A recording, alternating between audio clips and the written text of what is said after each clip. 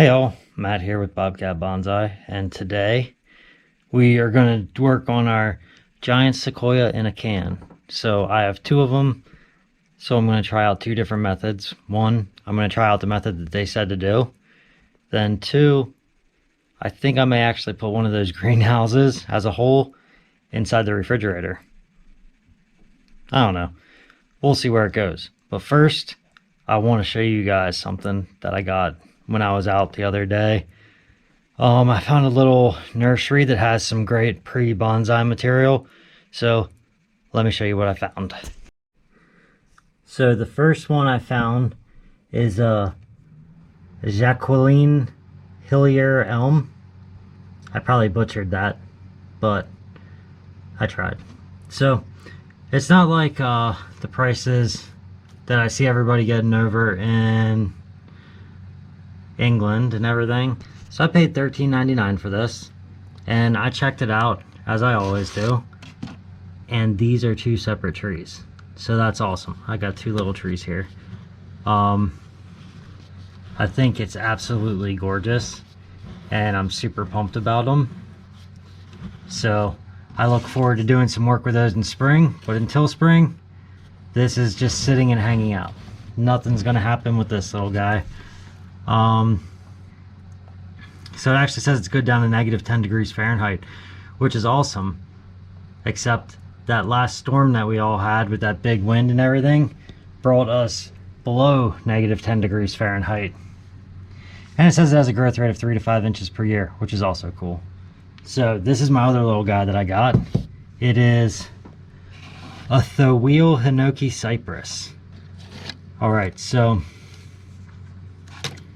this one, again, I really liked it, and it was $14.99, which I didn't think was awful. The soil is actually super dry because it got really hot today, so I'm gonna have to add a little water there. But I'm not 100% sure where I want to go with this one yet.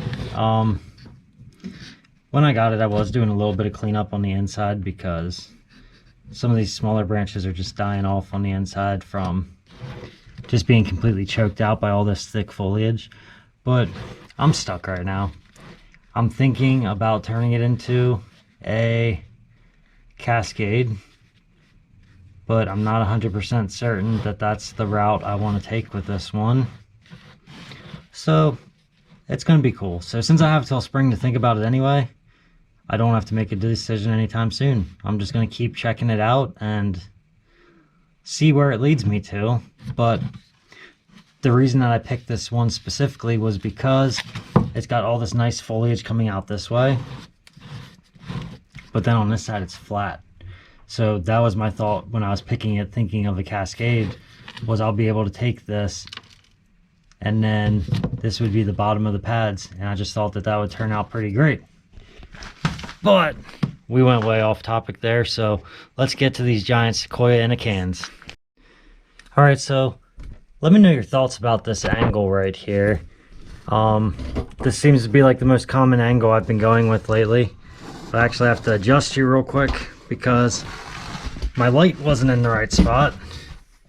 Okay, so now I hope you can see a little bit better. I have the light readjusted. So let's pop these little guys open. And if you have any thoughts on those two little trees that I showed you, let me know in the comments below, because I mean, I have my thoughts and my ideas, and I have so much time to think about it, but I love to hear what other people would do with the same type of material. So unlike Bonsai by S&C, who reads the instructions, I'm kind of going off what they were doing rather than reading the instructions myself here. But let me read the instructions. Okay, so it says first remove the clear top. Did that. Next, gently add water. So basically what they're saying here, oh no, they never actually say to remove all this stuff. They just say remove the cap from the top of your mini greenhouse and empty the bag of the soil into the bottom. Well, if I don't take the rest of this out, how do I empty the bag of soil into the bottom? Just my thought. Just my thought. I know, you guys are probably like, what is wrong with you? But sometimes it's the smaller things that aren't specified that can cause the issues for people in the long run. It's very important to be as detail oriented with everything you do as possible.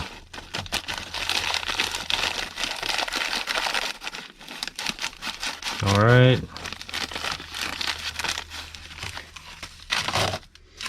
So that one's emptied in. Now we just gotta get this one emptied in here.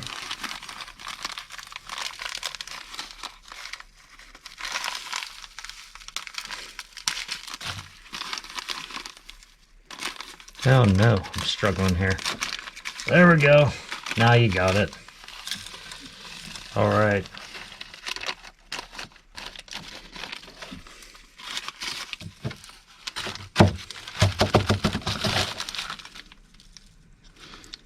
Let's do a slight comparison here. Looks like equal soil amounts, so that's great. All right, so now they want me to gently add water. All right, so I'm going to gently add water.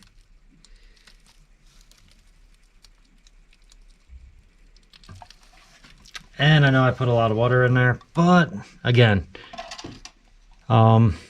there's drainage holes down at the bottom, so I'm not too overly concerned with it.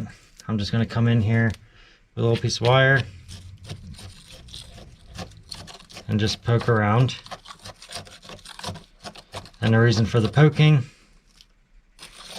is to just help get everything moving. Now, if I pick these up right now, they are going to dump water everywhere. So I'm going to pick it up and hold it over the edge over here and do the same thing with this one.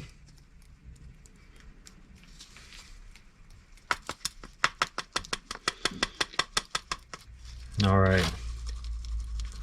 This is definitely a peat-based soil because it really needs to get soaked. Like, it's not... It's going to need a lot of soaking here in order to get everything working the way that it should, while getting it just to absorb this water. So again, I'm just going to come in here, use my fancy wire,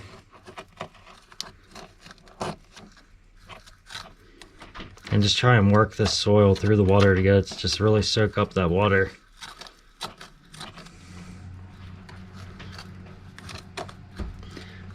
So that's our overall goal here, is to get this soil to soak up some of this water. All right.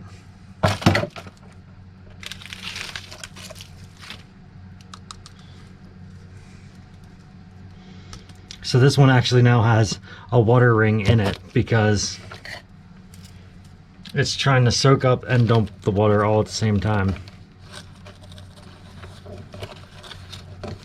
So we're just going to rotate it around a little bit more here.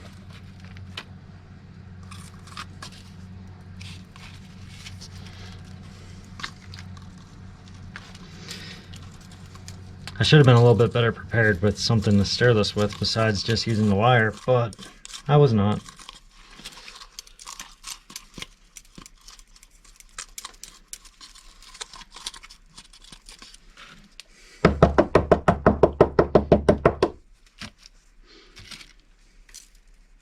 All right. So that one was pretty saturated there as well. Let's see how this one is.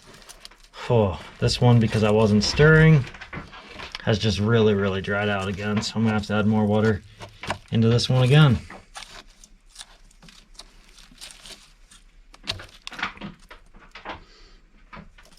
All right, so I'm just gonna hook that wire there for a second, get a little bit more water here, sploosh it in.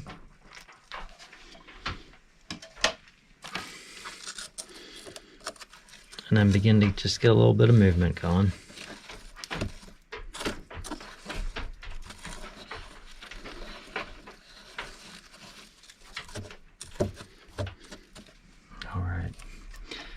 So now it's beginning to get a little bit more on there.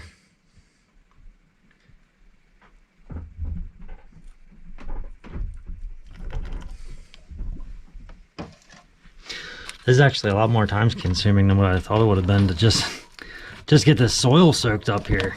Cheese and crackers, my friends. All right, so got some good soak in here on the soil now. So I'm happy with that. Clear off the extra water there. All right. Happy, happy, happy. All right, so now it's time to sow the seeds in. Great. Let's see, how many seeds did we get? We have 1, 2, 3, 4, 5, 6, 7, 8. Okay, so we got 8 in this pack. How many did we get in this pack? Is it consistent, or do they give you a random number every time? 1, 2, 3, 4, 5, 6, 7, 8, 9. It's a random number every time.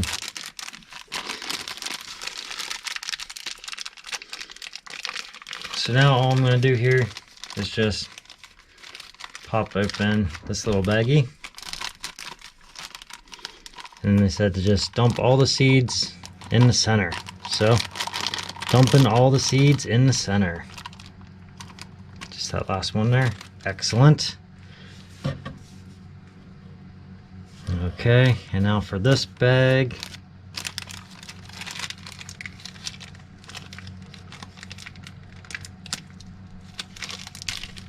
There we go. All right. It would have helped if I would have actually ripped the bag open. So now we're going to take these little ones and dump all these little guys in there. All right.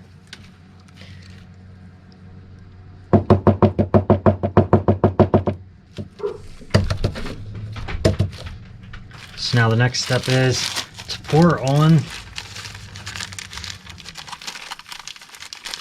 Let's see.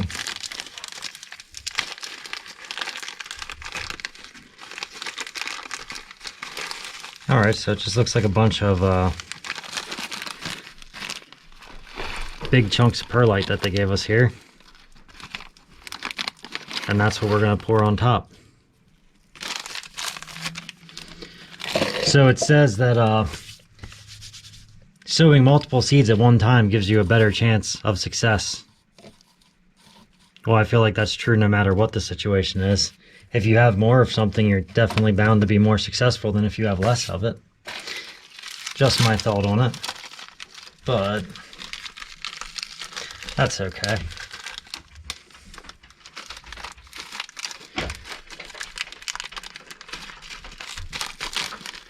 Alright, so now to add these little guys here. Excellent.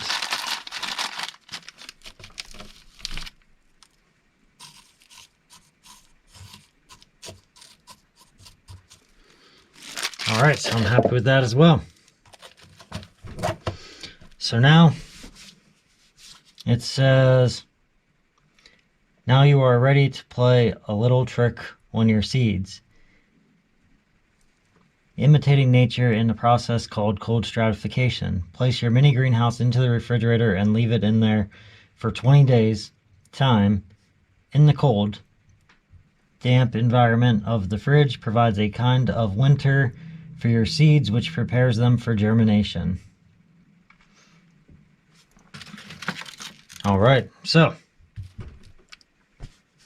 I thought that putting them in the fridge was going to be my own little thing that I was going to do, but apparently that's what they wanted anyway. So now I'm not going to put them both in the fridge. Either way, I'll put one in the fridge and I'm going to let the other one sit down inside my basement, and we will see the germination effects that has. So, for the sake of you all, I am going to get out my painter's tape and marker here, and I'm going to put a note that says fridge, 12:30. All right. So now I have to be able to peel my tape, which I'm really struggling to do. Okay. So that is now marked, making sure not to cover the air holes. This is the fridge for the 12:30. And I have no means whatsoever to try to mess with you guys and give you different results, but because that would be easy to swap the caps, I am going to also run this piece of tape around the bottom here.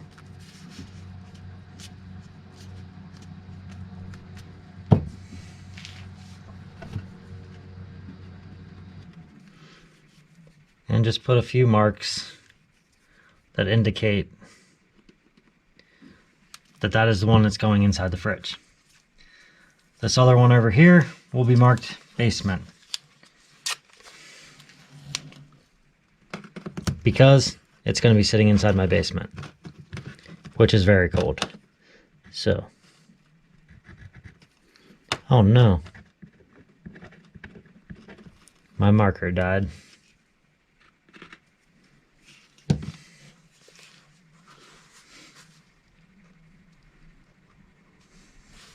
Okay, well, I know it's in the basement. You know it's in the basement. Hopefully I don't forget it's in the basement, otherwise we're never going to find the end results on it. So, I hope you enjoyed that episode here. So, on another quick side note here, make sure that you check out Bonsai by SNC and Guy Watson with, oh god, I'm gonna mess this whole thing up. Bognor Regis Bonsai. Check them out because they're also doing this same grow with me here. So we're gonna have one growing over in the UK, one growing in Texas, and one growing in Pennsylvania. So it's gonna be pretty cool to see how our different environments affect how this grows. All right, thank you. We'll check back on these guys in about 20 days and look about putting them somewhere a bit warmer to start their grow phase, and we'll see how it goes. Maybe I'll put them on a heat pad to start warming up the soil and get some growth to begin. That would be pretty cool. All right, well, if you enjoyed this video, please give it a thumbs up, the good old like button there. If you enjoy my content, go ahead and subscribe to my channel. And if you really, really enjoy my content, hit the bell notification so you can be notified every time I release a new video. Thank you.